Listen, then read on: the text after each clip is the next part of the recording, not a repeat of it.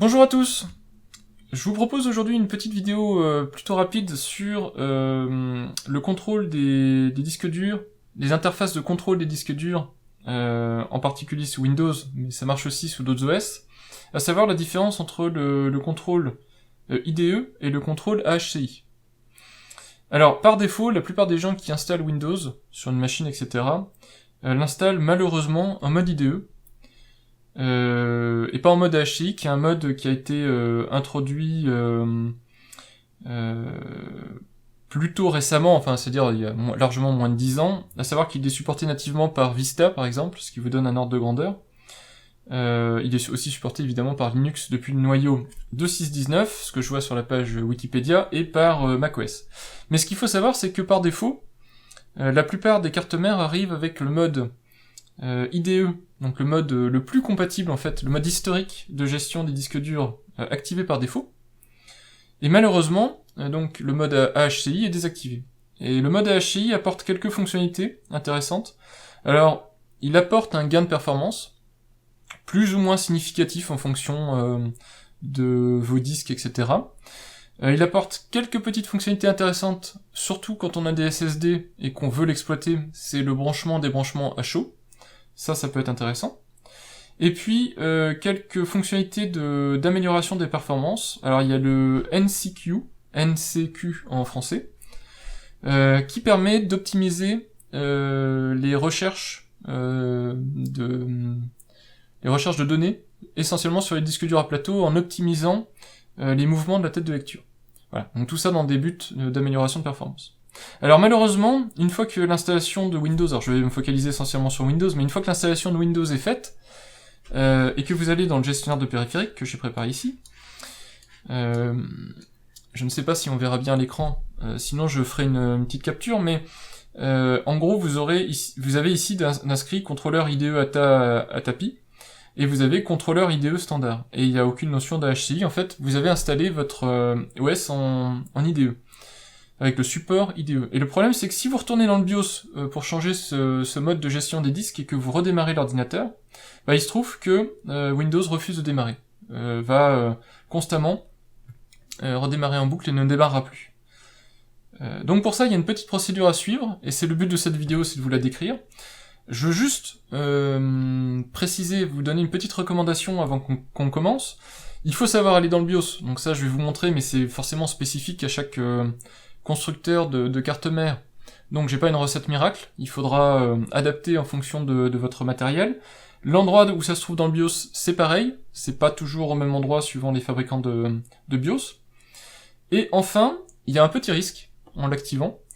Alors pas un gros risque comme certaines manipulations où vous pourriez perdre vos données, etc. Mais vous pouvez vous retrouver à ne pas pouvoir démarrer votre OS Windows, même en remettant la configuration initiale, si vraiment ça se passe mal, c'est possible que votre système d'exploitation Windows ne veuille pas démarrer. Donc je préfère vous mettre vous informer de ce petit risque-là, même si c'est très peu probable que ça se produise, mais sachez quand même ce que vous faites, soyez prêts à avoir les outils nécessaires pour réparer si ça se passe mal, et éventuellement, autant que possible, les connaissances requises pour pouvoir le faire. Voilà, donc on va démarrer. Donc, pour activer le mode HCI, il y a une séquence de petites opérations à faire. Moi, je vous donne celle que j'ai trouvée qui me paraît être la plus facile à suivre pour des gens novices, et surtout la plus fiable. Il y a d'autres manières de faire, en passant par la base de registre, etc. Et en gros, pour vous donner la trame narrative de la chose, c'est assez simple. On va exécuter une petite commande qui va demander à Windows de faire son prochain démarrage en mode sans échec, qui s'appelle aussi Safe Boot. Pendant le redémarrage, on va aller dans le BIOS, on va changer le mode IDE en mode AHCI. Windows va démarrer mais en mode sans échec. Le mode sans échec évite de charger les drivers, etc. C'est pour ça qu'il est sans échec, c'est pour éviter justement qu'il y ait des crashs. Et donc il va pas charger les drivers de base de gestion du disque, mais il va passer vraiment dans un mode dégradé. Ce qui va lui permettre de voir que les disques sont gérés en HCI et de mettre en place les drivers nécessaires pour un démarrage standard. Ensuite, on redémarrera le Windows en lui demandant de redémarrer en mode normal cette fois-ci. Et on devrait se retrouver donc sur mon bureau, mais en mode HCI. Voilà, donc je vous montre une dernière fois. Ici, je suis bien en mode contrôleur IDE, il n'y a aucune mention de la HCI. Et pour pouvoir faire le premier démarrage en mode sans échec, j'appuie sur la touche Windows, je tape commande, CMD, clic droit sur le meilleur résultat qui est invite de commande, et je l'exécute en tant qu'administrateur. Et j'ai plus qu'à taper la petite commande, le bcedit set current saveboot minimal. L'opération est réussie, l'OS est prêt. Voilà, donc on va perdre le son de mon micro Bird puisque je vais être obligé de redémarrer le PC et vous allez m'entendre maintenant avec le micro de ma caméra. Et on se retrouve dans le BIOS. Donc le redémarrage est en cours. Dès que la machine va avoir redémarré, moi il va falloir que j'appuie sur la touche Supr, puisque c'est comme ça que je me rends dans le mode de redémarrage sans échec de ma machine. Donc le redémarrage a lieu. Alors normalement vous avez des indications affichées quelque part sur l'écran qui vous diront exactement sur quelle touche appuyer. Voilà, donc là je suis dans le BIOS, je me rends dans Advanced BIOS Features, je crois que c'est là-dedans qu'on peut l'activer. Ah, Integrated Periphericals. Donc vous l'avez là, ICH SATA Control Mode. Alors ICH c'est parce que j'ai le contrôleur Intel. Voilà, donc je le passe en AHCI. Alors RAID c'est parce que je suis aussi en mesure de faire du RAID s'il y a besoin, mais moi je ne l'active pas, donc AHCI.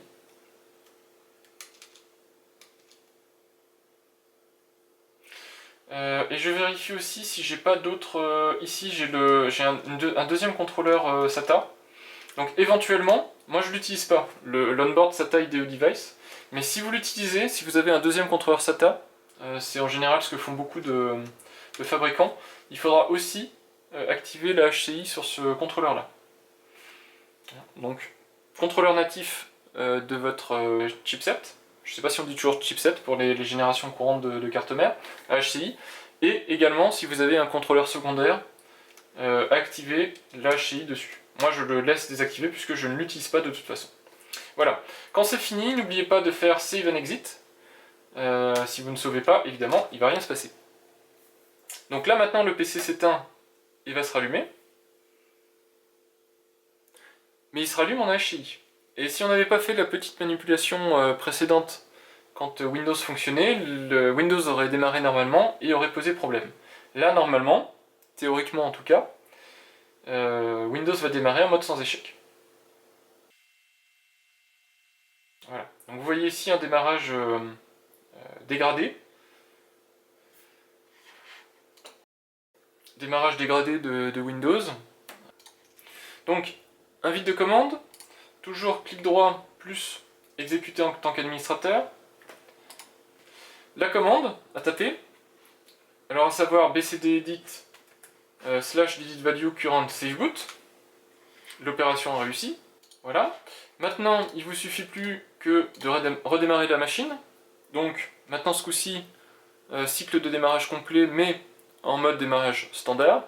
Et si tout va bien, on devrait être en mesure bientôt de voir Windows démarrer, mais ce coup-ci en mode AHCI. Donc la AHCI se voit ici, ATA AHCI BIOS d'Intel. Alors là, normalement c'est le démarrage standard de Windows.